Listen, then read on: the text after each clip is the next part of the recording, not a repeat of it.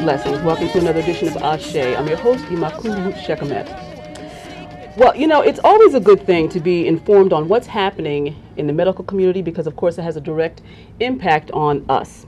And we've had discussion here on ASHE before about medical researching and how it really affects each of us as an individual. Well, the question comes down to, how does it affect your children?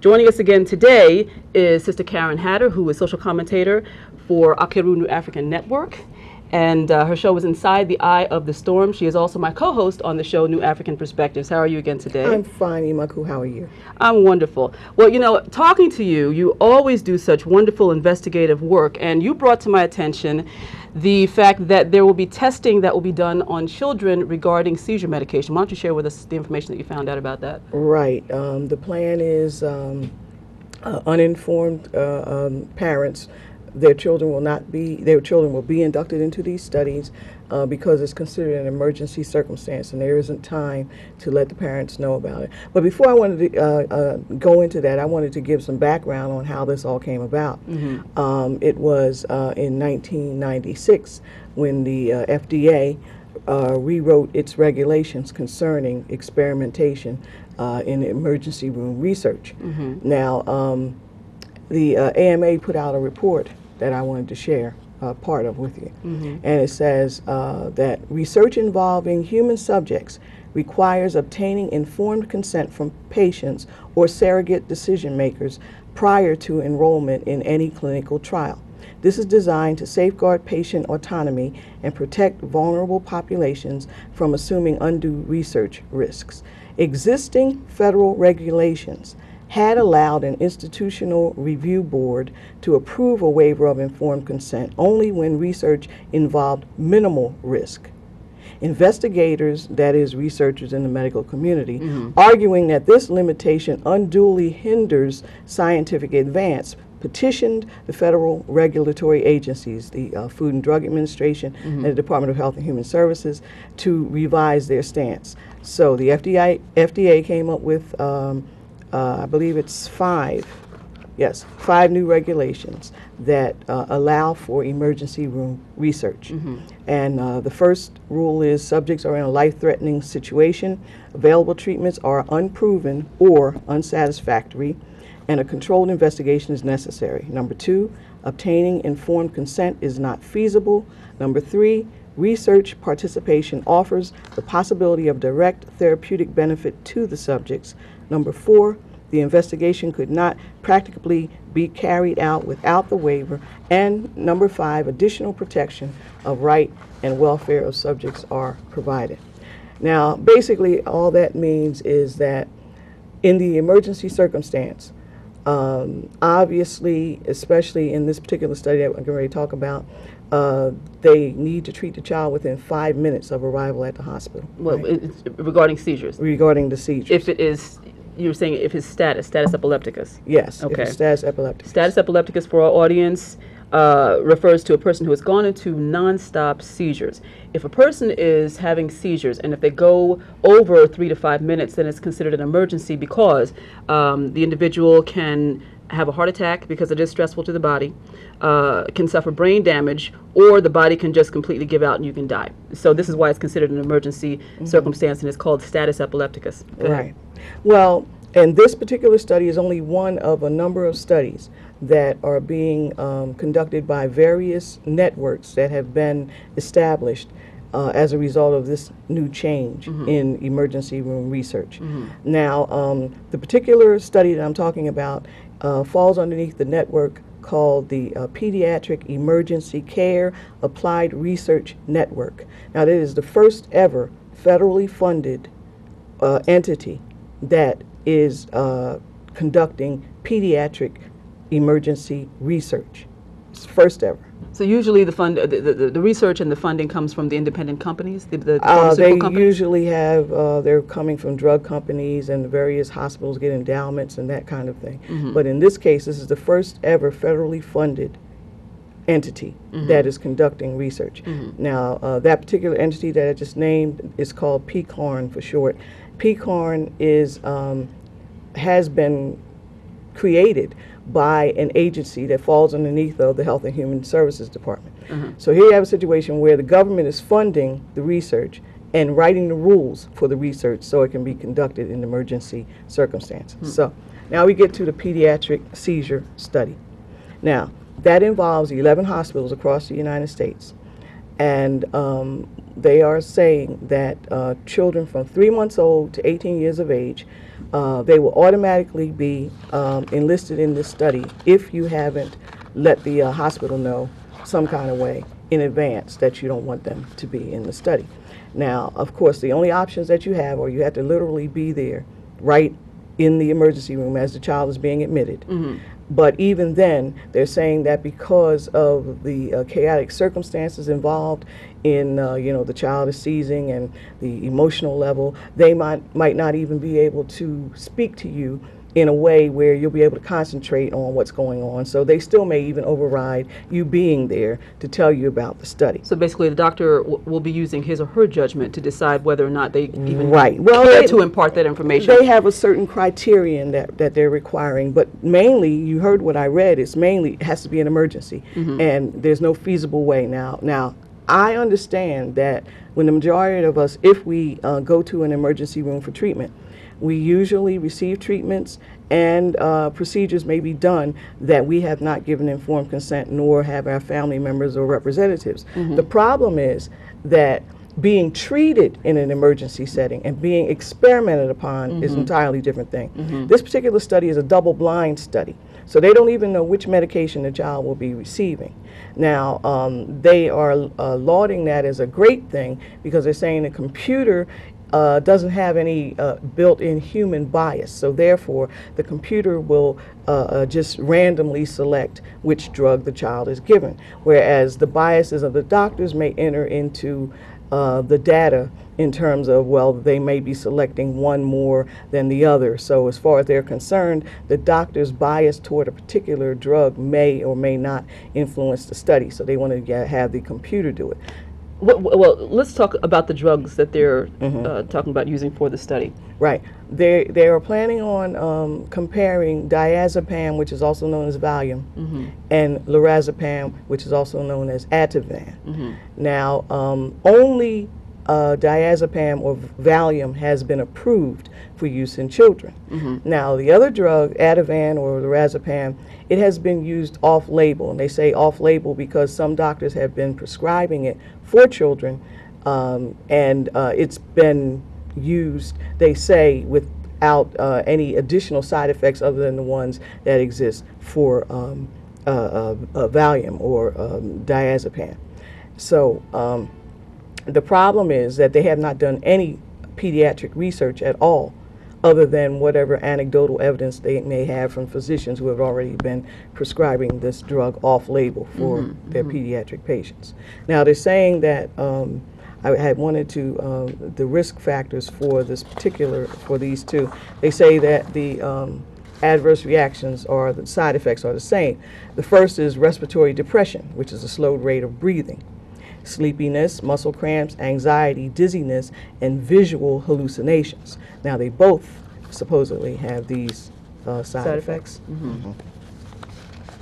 So, right now, the idea is that as of May 23rd, this announcement was made by the National Institutes of Health that the study would be beginning for some hospitals in a few weeks, is what they said, and then they said with others it would be several months. You said 11 hospitals. Okay, so these are hospitals that are across the nation? These are hospitals Are they in across the major nation. cities?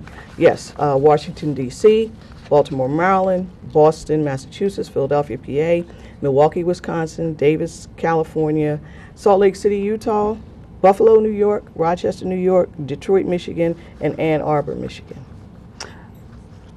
Okay, so who, according to what you have found, would more than likely be targeted or be the recipient of this treatment? Well, the problem is, And by the way, yes, for my listeners who know, I do have epilepsy, okay? I've talked about this before, and so I have some very definite opinions on that. We'll get to it in a moment, but go ahead. well, okay. What they're saying with the network of hospitals that are involved in this group, it's not. This is only 11 that are participating in this particular study, but altogether there are 25 hospitals. Now, out of the 25 hospitals, they say that in the last few years they received over 800,000 children into the emergency room. Now, remember, this is not.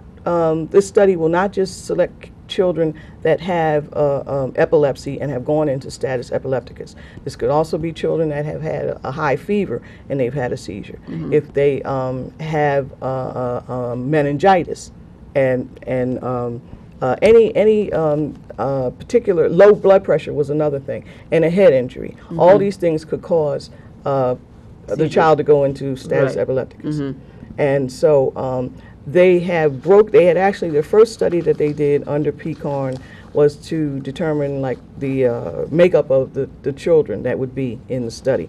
Now they're saying that their diverse population consists of almost 48% African American children, almost 36% non-Hispanic Caucasian, 11% Hispanic, almost 2% Asian or Pacific Islander, 0.2% American Indian or Native, Alaskan Native, and 4.2% unknown race.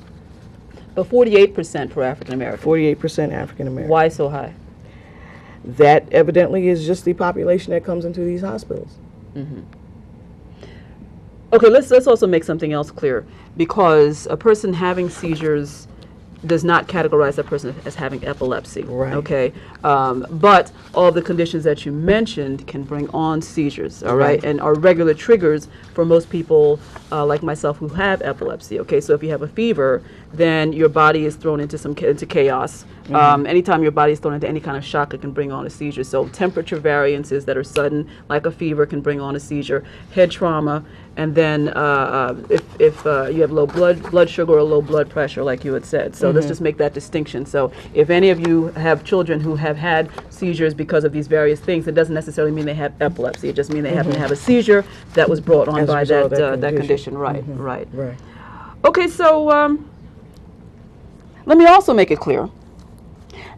I've been in emergency situations as an adult who has received Ativan. The first time I went into the emergency room, and I was status epilepticus, and I was given Ativan, and Ativan stops seizures cold. Okay, I mean that's the whole point of it, because of course it's an emergency situation. The person can die. But I can tell you that after I was given it for the first time, I woke up 2 days later. I had a CAT scan, an MRI, and all kinds of testing. Well, I was out. Okay, I went in there on a Saturday night, and when I came to, Joan London was talking about Good Morning America. Okay, I mean, that in itself was frightening. I didn't remember having a CAT scan, MRI, any of that stuff. All that stuff happened while I was out cold. I understand, though, that it is necessary to have something that's strong that's going to stop the process. The seizure. Right. But Ativan is no joke. I mean, generally, I walk around with it as an emergency measure in my bag because I elect not to be on medication anymore throughout the year. And so my doctors have agreed to let me walk around with it, with the pills, so I can pop it in case I need to, if I feel a seizure coming on. But if I do that, I know basically I'm done for the next 2 days. So to imagine what it would be like for a child. Now, I'm not saying this is like what it's like for everybody. I'm just saying this is what it's like for What me. it's been for you. And also, doctors have told me it's because of the fact that I'm not a big person. You know. Okay, so you're talking about children. Or even smaller. Obviously, they would give something that is that will work with their body weight. Right. But still, But it's how an strong awfully is it? powerful drug, as Valium is as well. You know, but the notion of having this introduced to your child's system without having any kind of foreknowledge about it is troublesome. Well, yeah. Well, when I had shared this with you, like I said, my main concern was we're not talking about just this, and this is horrific because as far as I'm concerned, this is children, right?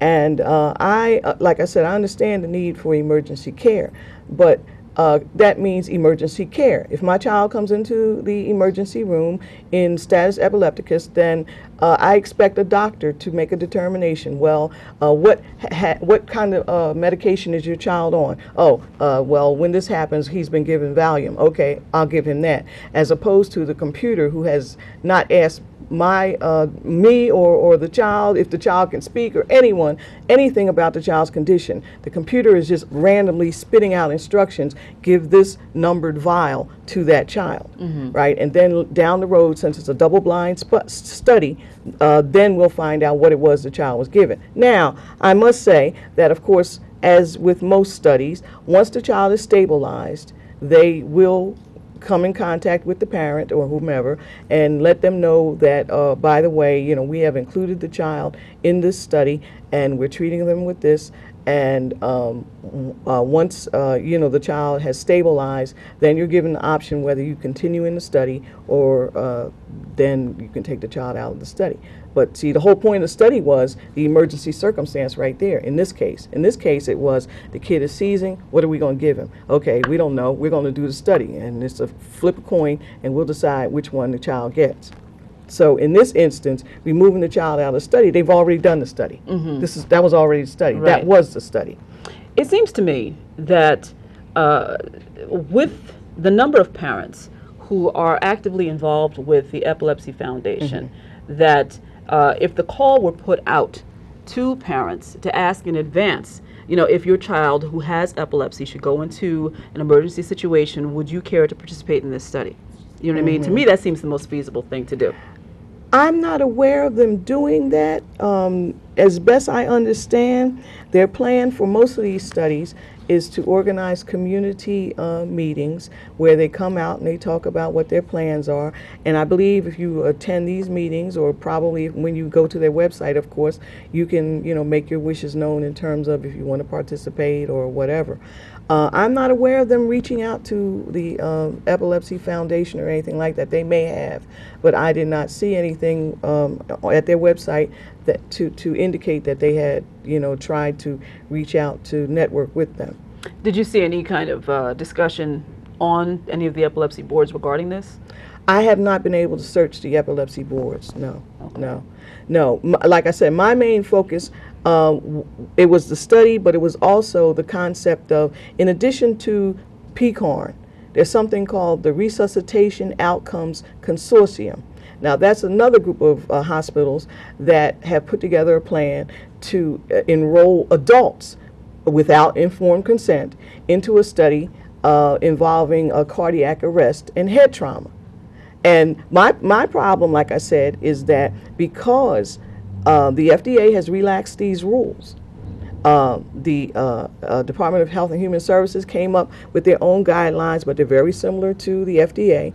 The AMA, the American Medical Association, they came up with their own guidelines, but they all are branching off from the Food and Drug Administration.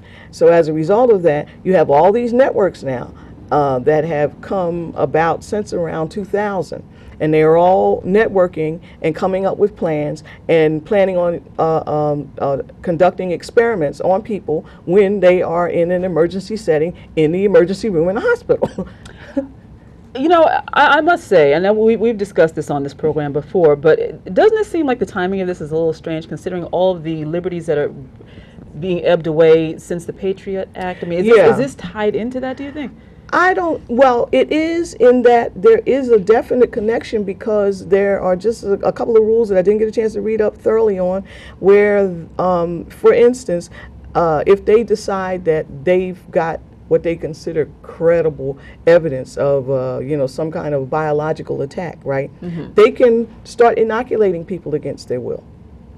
So they go hand in hand. But see, in this case, there was a time when people were better protected from experimentation.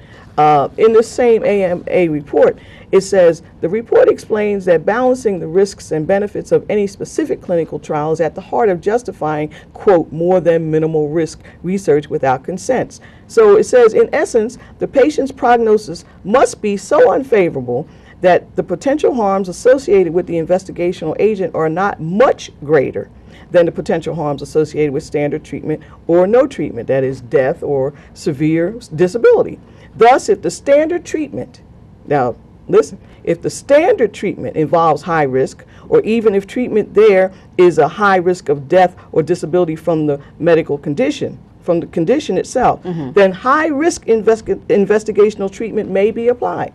So if your condition might result in you dying, or the treatment that they give you may result in your dying, then they're saying that in the emergency circumstance, they can submit you into a high-risk investigational treatment. Okay, without your consent. Without your consent. And you know, the thing about having epilepsy too, it's a horrible thing when you go into the emergency room as an adult and you can't speak for yourself. Yeah, I would imagine. So, in fact, I have instructions for people in my family and my close circle. Okay, if I should go into the emergency room, if you're with me, then X, Y, and Z. Be sure to tell this, and make sure they don't give me this, right, you know, that kind of thing. Right. But to imagine for a child to go in and be, well, first of all, if I were the parent, I would be livid. Okay, what is it that we can do? Okay, these are available. Now, this is the participation refusal form. Now, this is available at the pediatric seizure study website, right?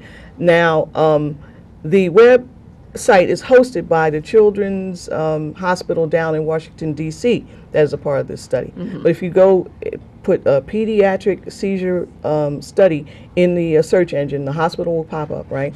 And under your feedback, you click on that, and you can get a hold of the participation refusal form. Now, what they do, which I find is interesting, on the form it says, in order to ensure that your child will not be enrolled, we may send you a bracelet that your child must wear at all times, so that if you come to the emergency department, doctors will know right away that you have chosen not to participate. So your options. So the child forgets to put his or her bracelet on. No, that's why he's supposed to wear it all the time. He's supposed to have it on all the time. And the idea is that there are 11 hospitals involved. So now, does that mean I have to call each one of the hospitals in case my child might be visiting somewhere and get 11 bracelets to put on my kid? But I think that the plan is to use the one bracelet, you know, as an identifiable symbol for all the hospitals, right? And so you can click on at their website and get the participation refusal form, or you can contact the hospital itself and let them know that you do not want to participate in the study. Now, if you don't care one way or the other, you know, if it doesn't really disturb you, you don't really have to worry about it, because if your kid is in status epilepticus, they'll just automatically enroll him, odds are, because as a matter of fact, this is the newsletter from, or rather the news release from the NIH News, and it says that the child will automatically be enrolled, because they're saying normally we get permission and whatever it says, but a child who meets study criteria will automatically be enrolled in the study without parental permission, unless a parent notifies the hospital in advance that they do not want the child to take part in the study. Okay, with just 4 minutes left to the program, there's got to be something else that people can do than to just look up on the internet. That's if true. You should happen to have the internet, and if you should happen to speak English. Yeah. For this form, because I mean, does it come in different languages, or? I don't know. That was the only one available. But there's got to be something else that can be done. Well, personally, this all began in the legislature. So I would, if you're concerned about the idea that the FDA has passed these legislations that allow, because this isn't on the medical community's plate by itself. This has to be laid at the feet of the United States government, who under the auspices of the Food and Drug Administration came up with regulations that now allow the medical research community to experiment on people. So I would suggest that, since all this goes through the legislature, contacting your local representatives, senators, congressmen, all those kind of people, and say, we want whatever that particular number of that particular law and regulation is, we want this rescinded. We do not want to be guinea pigs, because this is not just children, this is adults as well, it's everyone. If you happen to be going into, you don't know all the networks that exist underneath of the auspices of this particular entity that has been created by the government. So you have no idea when you go into a hospital, if it's an emergency, if it happens to be, okay, we want to study what happens when somebody has a really bad leg wound and they're in shock, right, when you can't be communicated with, but if it falls underneath of, we have to do something about this in 5 minutes or less, you'll be in a study somewhere, because they have all kinds of studies that they're conducting. I would also like to ask that the listeners, if they are interested in listening to or finding out more about this, I am a editor at nowpublic.com. And if you go to nowpublic.com, type my name, Karen Hatter, into the search engine, and then click on the scroll down menu on members, my page will come up with, I believe I have 3 articles about this particular pediatric study, and there are 2 other articles, I believe, about the study on the adults. You can also hear Sister Karen Hatter on Akeru New African Network on her show Inside the Eye of the Storm at www.akeruradio.com, where you can also hear our show New African Perspectives, along with the other fine programming that is provided by Akeru New African Network, which I happen to own. It's a pleasure for you to be back here. I'm so glad to be back and look forward to here. you being back here the next time. All right. And by the way, people can also reach you at mothercares@aol.com. That's right. This has been another edition of ASHE. Hope that you have been enlightened. And you can reach me for lectures and appearances at, say it with me now, www.mwtshekmet.org. This has been Imakhu Mut Shekmet. Claim your personal power. ASHE.